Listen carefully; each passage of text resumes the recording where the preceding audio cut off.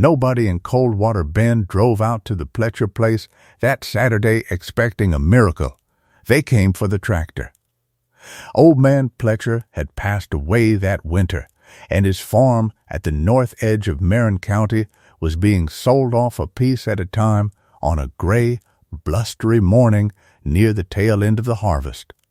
Half the town turned out.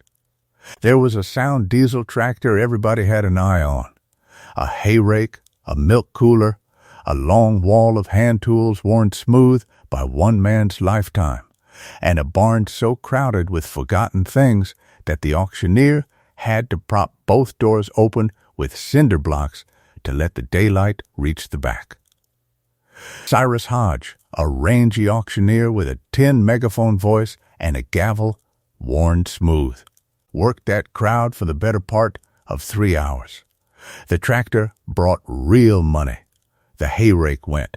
The tools went out by the boxful, $1 here, $2 there, until the barn began to echo. And then, when the sun had swung behind the silo and folks were already folding their chairs to go home, Cyrus and his hands rolled out the very last lot from the darkest corner of the barn. It came out on a flatbed wagon under a canvas tarp gone black and stiff with mildew, and when the hands dragged the tarp off, the whole crowd went quiet, not with wonder, but with that particular silence of people who have just been shown a problem. It was a carousel. Or it had been one a long time ago. Now it was a heap. A tall iron center pole bowed at the crown. A snarl of sweeps and rods gone the deep orange of 40 years of rust. A cracked wooden platform broken into pie-shaped sections. And horses, carved wooden horses, a dozen at least, tumbled together with their paint blistered to gray and their manes chipped and their legs snapped. One of them, near the top of the heap, stared straight out at the crowd through a single glass eye that had, against all reason, kept its shine. Off to the side, wrapped in a rotting quilt, hunched a squat wooden cabinet with a row of dead pipes down its front. A band organ. It had not made a sound in 40 years. Lot 206, Cyrus called, and even his big tin voice had gone flat. One antique merry-go-round, complete as you see it. Sold as is, where is, won money. Somebody give me a bid. Nobody moved. The wind flapped the loose tarp. Then somebody at the back laughed out loud. It was Dale Fenwick, a man in his 50s in a warm mustard-tan jacket and dark trousers, who ran the scrap and salvage yard out on the county road and never missed a farm sale within 40 miles. Dale had a way of laughing that could make a person feel foolish for whatever they had been about to do. "Cyrus," he called, still grinning, loud enough for everyone to hear, "you couldn't give that pile away with $1 taped to it. That is about $60 of firewood buried under a ton of rust a man would have to pay to haul off." A good many people laughed with him. It was late and cold, and they were tired, and it felt good to laugh at something. The crowd began to come apart at the edges, folks drifting toward their trucks. But one man up near the front had not moved at all. Walt Brenner, a weathered older man in his 60s in blue denim bib overalls, over a work shirt and a pale straw hat, had been standing quietly at the corner of the flatbed, and he was not looking at the heap the way everyone else was. They saw scrap. Walt was looking at the horses, at the way the muscle of a carved shoulder still swelled under the ruined paint, at the deep, certain track of a chisel that had shaped a flying mane a long time ago, by a hand that had loved doing it. He reached out and laid his thumb flat against the flank of the nearest horse and drew it slow along the grain, feeling the cut the way another man might read a page. Wood remembers the hand that cut it. Walt's grandfather had told him that, years back, when Walt was first learning the trade at a workbench built too tall for him. "You be patient," the old man used to say, and you listen with your hands, and the wood will tell you everything it knows. And this wood was telling him that whoever made these horses had not been building a carnival ride to turn a nickel. They had been telling the whole truth about a horse, in oak and pine, for anyone who ever cared enough to look. "Do I hear any bid at all?" Cyrus said, without a scrap of hope left. "Anybody, scrap price. Somebody haul the mess off my hands." $60, Walt said. Heads turned. Dale Fenwick turned too, and that grin came sliding back. "I have got 60, Cyrus said, startled. "Do I hear 70, anybody?" 70 for the whole works, horses, organ, and all? Aw, let the man have it, Cyrus, Dale called, laughing again. "That is the best $60 worth of kindling anybody in this county ever bought. Sell it quick, before he comes to his senses." The gavel came down. Sold to Walt Brenner. $60, the whole lot. And that, as far as the good people of Coldwater Bend were concerned, was the funniest thing that had happened at a farm auction in a great many years. Walt Brenner had kept a small repair shop at the far end of Mill Street for 30 years. If a thing had gears or springs or a motor that had quit for no reason anybody could name, folks brought it to Walt before they gave up on it. He had a patience for broken machines that most men save for family. He would sit with a dead thing and listen until he understood what it wanted, and then, more often than not, he handed it back working. Whatever the feed store said in the weeks that followed, Walt was not a foolish man. He was only a man who had seen, under 40 years of ruin, what nobody else in that yard had the eyes to see. It took 2 days to haul the Carousel home. Tom Pryor, Walt's neighbor, a broad, quiet man in a canvas coat, brought his stock trailer and made 3 trips and never once said a word about the wisdom of it, which was his way of being a good friend. They laid the pieces out across the plank floor of Walt's big machine shed, every horse and rod, the cracked platform, the bowed pole, the ruined organ last of all, and when they finished, the shed looked less like a workshop than the scene of some slow, patient shipwreck washed up in a barn. Eleanor Brenner came out to look it over, a cup of coffee going cold between her hands. Eleanor was a slight woman with silver-pinned hair and a flour-dusted apron, married to Walt long enough to know the difference between one of his passing notions and one of his true callings. She walked the length of the wreck without a word, stopped at the horse with the one bright glass eye, and it seemed to look right back at her. "Well," she said at last, "it has got a great many horses." 18, Walt said. 2 broke clean through the barrel, and the organ, if the mice have left anything of it. "And what do you mean to do with all of it, Walt?" He looked at the ruin a long moment. Then he said, "Simple and sure, I mean to make it turn again, and I mean to make it play." Eleanor sipped her cold coffee. She did not laugh. That was the truest thing about her. In a whole town that was about to spend the winter laughing, she never once laughed at him. "Then I expect you had best get started," she said, and went back inside to keep the fire up.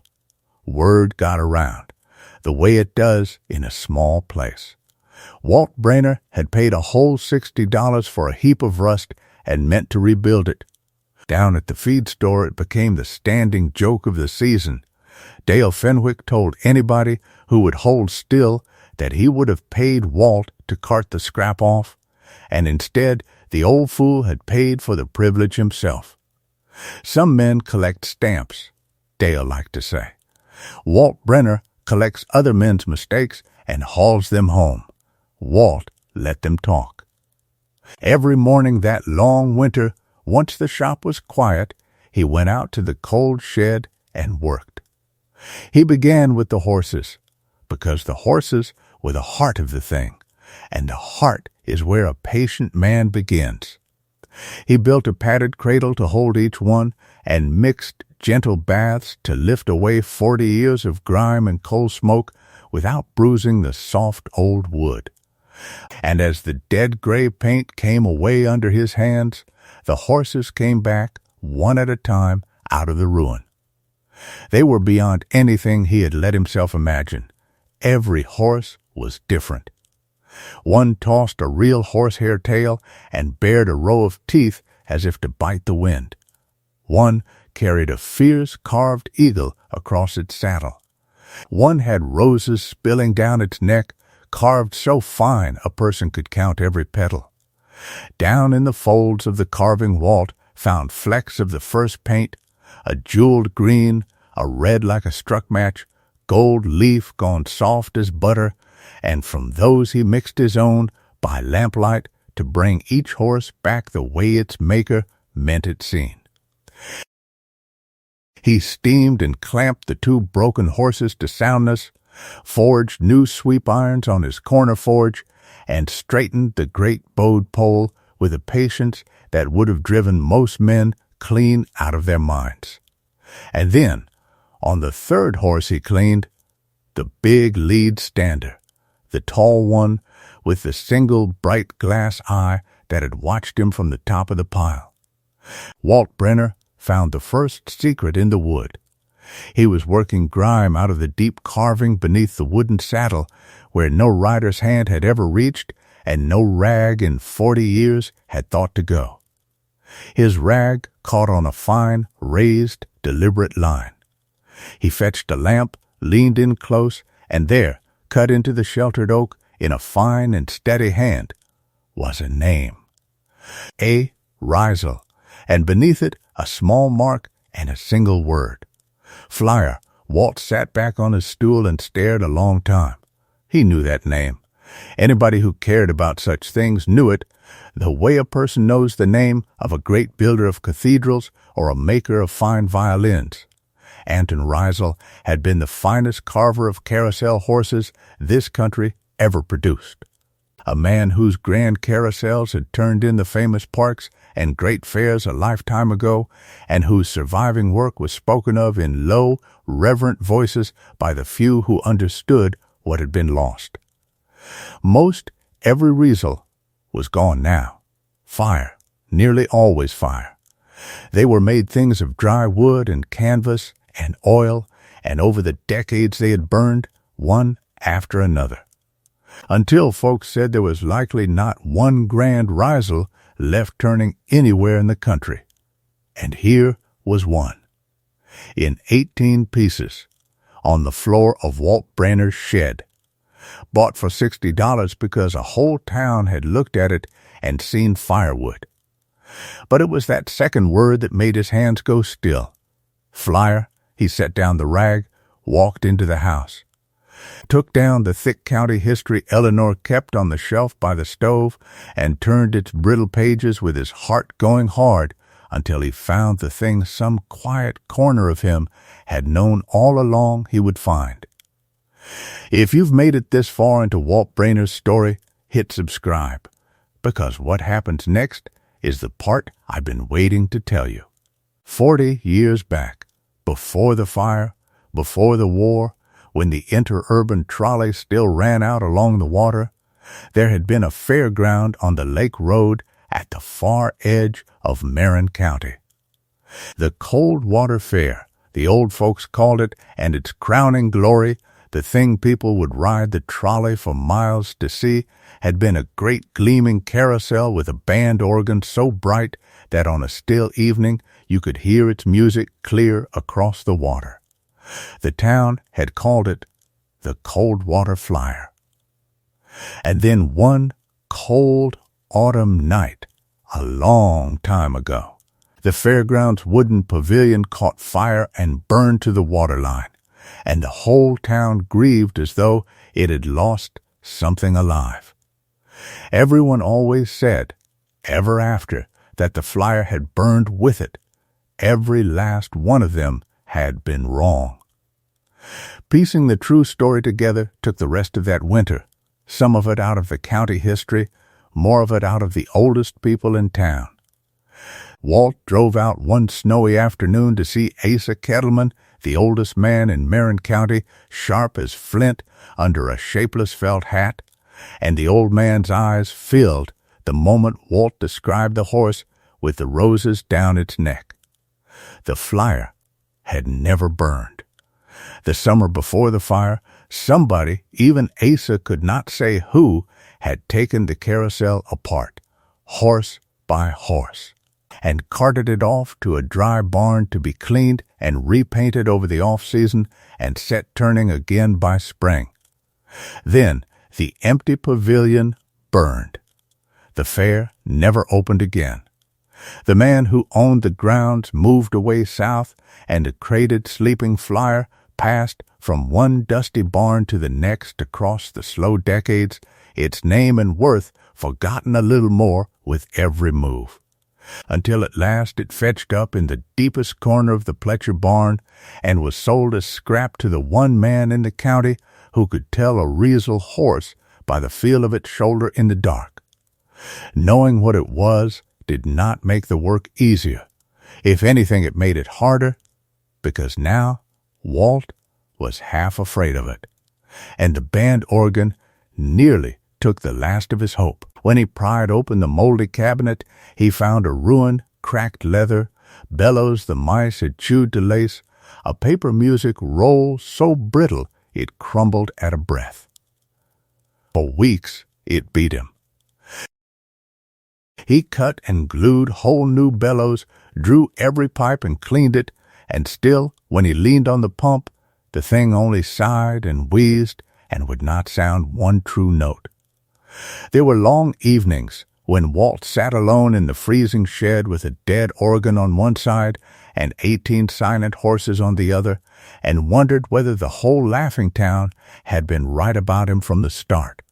It was right about then that Dale Fenwick came to call. He had caught the changing wind of the rumors that the pile of firewood might be something else, that the old fellow out on Mill Street might have blundered onto a treasure. He drove out one evening in his warm mustard-tan jacket and walked slow among the half-finished horses with his hands in his pockets, whistling low. "I will be square with you, Walt," he said. "I misjudged the thing, and I will own it. That is a handsome piece of salvage. So here is what I will do. I will take the whole works off your hands tonight. $500 cash on the barrel, and you are shed of the headache." $500 was a great deal of money in Coldwater Bend, better than 8 times what Walt had paid. In the doorway, apron twisted in both hands, Eleanor watched her husband's face and held her breath. Walt wiped his hand slow on a rag. He looked at the lead horse, at the one bright glass eye, at the proud name cut beneath the saddle that Dale had no idea was there. "It is not for sale," Walt said. Dale's grin flickered. He named a bigger number. Walt shook his head. Dale left less friendly than he had come, and at the feed store the next morning he let it be known that Walt Brenner had lost whatever good sense the Lord had started him with. But Eleanor, that same night, crossed the cold shed, put her hand flat on her husband's shoulder, and said just the one word. Good. The breakthrough came at last in the first soft week of spring, and it came. The way these things do, out of the smallest thing. Walt had been fighting the organ like a machine, and it had beaten him the way any machine beats a man who won't stop and listen. Then one night he quit fighting. He sat down in front of it the way he had sat in front of 1,000 broken things across 30 patient years, and instead of forcing it to play, he began, quietly, to understand why it would not. And near midnight he found it, one small collapsed valve, no bigger than his thumbnail, hidden deep behind the pipework that let every breath of wind he pumped leak uselessly into the dark. He made a new valve. Cut, shaped, and fitted, the whole repair took one quiet afternoon. That same evening, alone, with the last light going blue in the windows, Walt leaned on the bellows, and the band organ of the Coldwater Flyer, silent for 40 long years, drew one deep breath and let out a single, long, clear, trembling note into the dark. Walt Brenner, who was not by any measure a man given to weeping, sat down hard on his stool and put his face in his hands. By the middle of summer, it was finished. He and Tom Pryor spent a week of long evenings setting the whole carousel up on the wide, empty lot beside the shed. They bolted down the platform true and level, raised the great poles straight and plumb, swung the sweeps out like the spokes of one enormous wheel, and on their ends they hung the 18 horses of Anton Reisel, cleaned, mended, repainted. Rearing and plunging and frozen forever mid-leap, their deep new colors glowing and their glass eyes afire. Walt hung the rebuilt band organ at the center and wired in a quiet motor he had built up from an old mill fan. And when the last piece was in place, the three of them stood back in the warm dusk and could not find a single word worth saying. "Tomorrow," Walt said at last. "We will turn her tomorrow, in the daylight, where the whole town can see." He never sent word to a soul, but a thing like that cannot be kept quiet in a town the size of Coldwater Bend. By the time the sun was full up the next morning, people had begun to drift toward the lot beside the Brenner shed, a few at first, then more, then it seemed the whole town. Drawn out of their kitchens and off their porches by a rumor almost too strange to believe. Families came on foot and in trucks.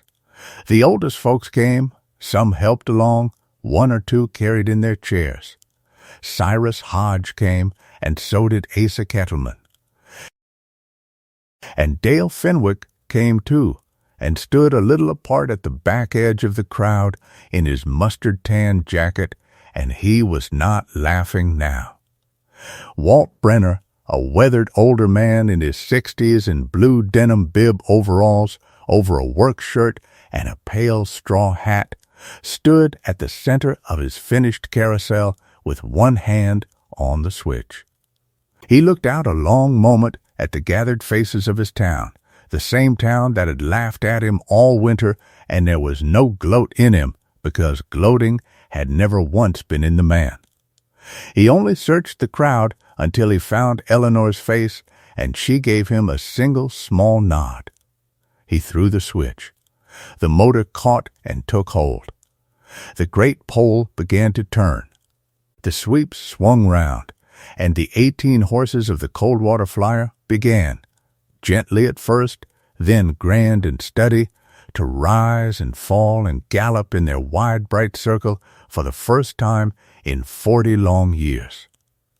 And then Walt pumped the organ to life, and the music came rolling out across the lot and up over the rooftops, a bright, brassy, aching old waltz that not a person under a certain age had ever heard in all their lives. But the old ones had. Oh, the old ones had. Walt watched it happen. He watched a very old woman in a wheeled chair at the front lift a thin, trembling hand to cover her mouth. He watched a bent old farmer who had not smiled in 10 hard years of drought and debt go stock still, with the tears cutting clean tracks down through the field dust on his face. All across that crowd, the oldest people of Coldwater Bend were turning to one another and saying the same impossible thing. "I know this. I know this music. I rode this. Before the war. Before the fire. This is the Flyer. Come back. It came home." Adele Cobb, the county librarian in a gray cardigan with reading glasses on a bead chain, would set it all down in writing in the weeks that followed, the provenance, the Reisel signature beneath the saddle, the plain astonishing fact that Walt Brenner had, for $60 and one hard winter, brought back a lost masterpiece that collectors and museum men would soon travel from clear across the country to see.